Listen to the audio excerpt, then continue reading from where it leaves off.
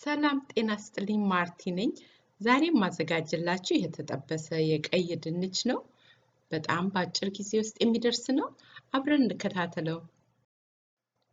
የሚያስፈልጉኝ ነገሮች ኦሬጋኖ፣ ቁንዶ በርበሬ፣ ጨው፣ ኦሊቭ ኦይል፣ ፓፕሪካ፣ ብዙም አያስፈልግም ፓፕሪካ። እነዚህ ቀይ ድንቾች ናቸው። ይሄ ደግሞ ግሪን አኒየን እና ነጭ ሽንኩርት። በአሁኑ ጊዜ በተለይ ነጭ ሽንኩርት ብዙ መመገብ አለብን በየምክንያቱ። መጀመሪያ ድንቼን በደንብ አጥቤ አድርቀዋለሁ። ድንቼን ቶሎ ቶሎ እየከተፍኩ ወደ ምሳሌያዊ አነጋገራችን እንገባለን። ባለፈው ቪዲዮ የጠየቁት ጥያቄ ምንድን ነበር? ሲሞላ ይፈሳል። ባዶ ቦታ ነበር። ሲሞላ ይፈሳል፣ ሲከር ይበጠሳል። ያ ነው መልሱ። ሲከር ይበጠሳል ነው መልሱ።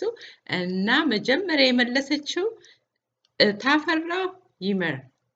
ጎበዝ ታፈራው። ብዙዎቻችሁ መልሳችኋል። አይኖ ይሄ ትንሽ ከበድ ይላል፣ ግን ብዙዎቻችሁ መልሳችኋልና ጎበዞች። አሁን ድንቼን ከታትፌ ጨርሻለሁ። የነጭ ሽንኩርቴን እንደዚህ እያንዳንዱን ልጥና ክትፍ አድርጌ አብሬ ቀላቅለዋለሁኝ። እሺ ወደ ጥያቄው እንመለስና የዛሬው ጥያቄ እንዲህ ነው የሚለው፣ ባዶ ቦታ የያዘውን አይለቅም።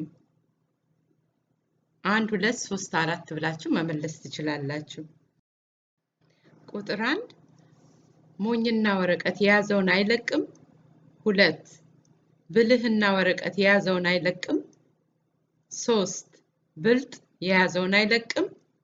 4 ሞኝ የያዘውን አይለቅም። የትኛው ነው መልሱ? መጀመሪያ የመለሰ ሰው በሚቀጥለው ቪዲዮ ቅድም እንዳደረኩት ስማችሁን አስተዋውቃለሁኝ። እሺ ወደ ስራው ገባለሁ። አሁን ነጭ ሽንኩርቴን በድንች ውስጥ ጨመርኩኝ። አሁን ግሪን አኒየን እሱን ክትፍ አደርግና እጨምራለሁኝ። በአሁኑ ጊዜ እንደ ልባችን ወጣ ብለን የፈለግነውን የምንገዛበት ጊዜ ስላልሆነ መውጣት ከቤት ብዙም ስለማይፈቀድ ይሄ በቤታችን ከሌለን ምንም አይደለም፣ ቀይ ሽንኩርት ጨምረን ልንሰራው እንችላለን። እሱም ካልሆነ ደግሞ ይሄ ለመልክ ያህል ነው እንጂ ብዙም የሚያስፈልግ አይደለም።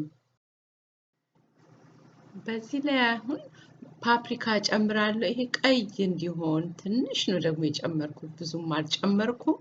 የበለጠ መልክ እንዲሰጠው ስለሚረዳ ነው። ያው እንደ በርበሬ አይነት ነገር ነው።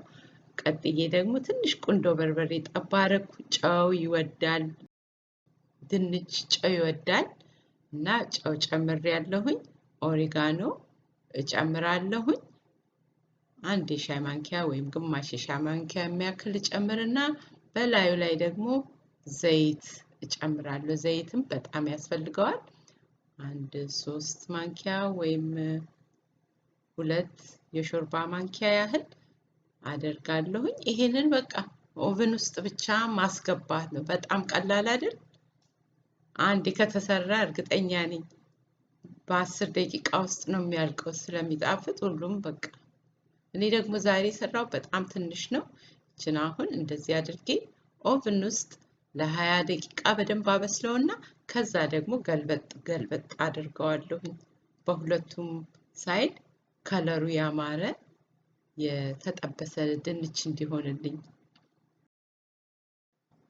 ድንቹን የምጠብሰው ደግሞ 350 ዲግሪ ላይ አድርጌ ነው። እንደምናየው ዘይቱ ድንቹን ጥብስ እያደረገው ነው። እንደዚህ ብዙ በተጠበሰ ቁጥር ብራውን እየሆነ ከለሩ እያማረ ነው የሚሄደው። አያችሁ ከለሩ በጣም ያምራል። እንደዚህ እያንዳንዱን እገለብጠዋለሁኝ። ከዛ ደግሞ ሌላ 10 ደቂቃ እንደ ኦቨናችን ነው። አንዳንዳችን ኦቨናችን ቶሎ ያበስላል፣ አንዳንዳችን ደግሞ ኦቨናችን ቀስ ብሎ ነው የሚያበስለውና እንደ ኦቨናችን ከለሩን እያየን እናበስለዋለን እንደዚህ ብራውን እስከሚሆንልን ድረስ።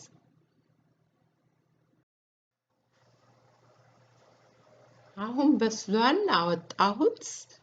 ማቅረብ ነው ቀጥታ ትኩሱንም ሲበላ ቆንጆ ነው። ይሄ ቆንጆ ስናክ ነው። ጨረስኩኝ። የዛሬ ስራ በጣም ቀላል ነው። ስራውም ቀላል ነው። ወዲያውም ቀርቦ ደግሞ የሚበላ ምግብ ነው። በማንኛውም ምግባችሁ ውስጥ ነጭ ሽንኩርትና ዝንጅብል በመጨመር አብዝታችሁ ተመገቡ። ከብዙ በሽታ የሚከላከሉ እግዚአብሔር የሰጠን የተፈጥሯዊ ምግብ ናቸው።